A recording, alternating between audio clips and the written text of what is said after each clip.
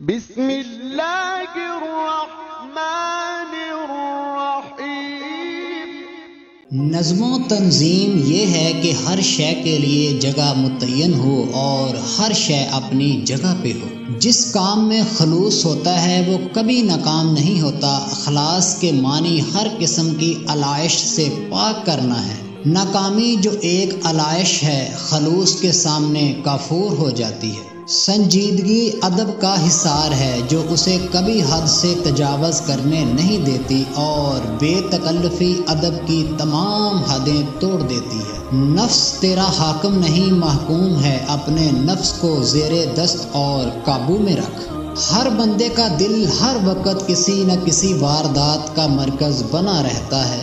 شیطان دل کے قریب اپنا مورچہ بنائے بیٹھا رہتا ہے۔ اس کی صرف ایک ہی منزل مقصود ہے کہ بندے کو اللہ کی نافرمانی پہ آمادہ کرے، اور اس کے لیے وہ اپنی پوری کوشش ہمیشہ جاری رکھتا ہے۔ بندے اس سے غافل ہوتے ہیں، لیکن یہ کسی بھی وقت کسی بھی بندے سے کبھی غافل نہیں ہوتا۔ ہر وقت ہر بندے کی طاق میں رہتا ہے اور گھات میں رہتا ہے۔ نفس شیطان سے قریب تر ہے۔ ہر نفس لذت کا طالب ہے، راحت کا طالب ہے، زینت کا طالب ہے، شہرت کا طالب ہے۔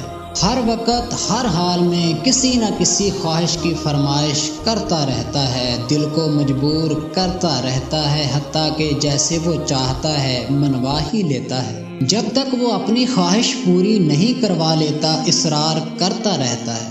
دل کے ایک طرف فرشتہ رہتا ہے جو بندے کو اللہ کی اطاعت کی طرف بلاتا ہے، ہر معاملہ میں اللہ کی طرف رہنمائی کرتا ہے، دعا کرتا ہے، تلقین کرتا ہے، شیطان کے شر سے بچاتا ہے، کبھی گرنے نہیں دیتا، ڈگمگانے لگتا ہے تو تھام لیتا ہے، گویا سینے کا سکینہ ہے۔ صاحب دل کا دل اللہ کی تجلیات کا مرکز ہوتا ہے، اور کوئی دل کسی وقت بھی تجلی سے کبھی خالی نہیں رہتا۔ تجلیات کی دو ہی قسمیں ہیں، ایک جلالی اور دوسری جمالی، اور یہ ہمیشہ ایک سی نہیں رہتی، بعض دفعہ ایک ہی دن میں کئی بار بدلا کرتی ہیں۔ اس وقت وہ بندہ گویا اللہ کے حضور میں حاضر ہوتا ہے۔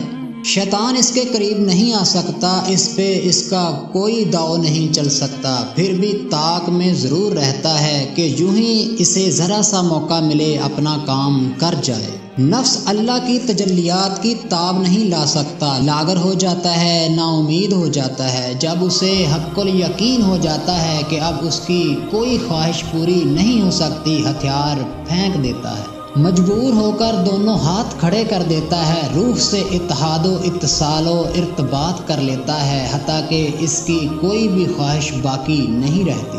طلب و تمنا سے کلیتاً پاک ہو جاتا ہے، اور یہ انسانیت کا بہت اونچا مقام ہے۔ گویا ہر حال میں اللہ کی رضا پہ راضی اور مطمئن ہو جاتا ہے، ورنہ کسی اور طرح کوئی نفس کبھی مطمئن نہیں ہو سکتا۔ جلال و جبروت، دبدبہ شاہی کی یہ تجلی حکمت الہی پہ مبنی ہوتی ہے۔ بندہ بے چارہ نہ اس کی حکمت کو سمجھ سکتا ہے اور نہ ہی اس کی تاب لا سکتا ہے، اور بندہ کے ننھے سے دل میں جب عرش عظیم کا رب جلوہ نمائی کرتا ہے، اللہ اللہ، بندہ سلطانی دبدبے کی ہرگز تاب نہیں لا سکتا۔ تھر تھر کانپنے لگ جاتا ہے، پانی پانی ہو جاتا ہے، خوف کے مارے دم خشک ہو جاتا ہے، دل گھٹنے لگتا ہے، کھڑے رہنے کی طاقت نہیں رکھتا، اور یہ خوف ادب کے تحت ہوتا ہے، روب کے نہیں۔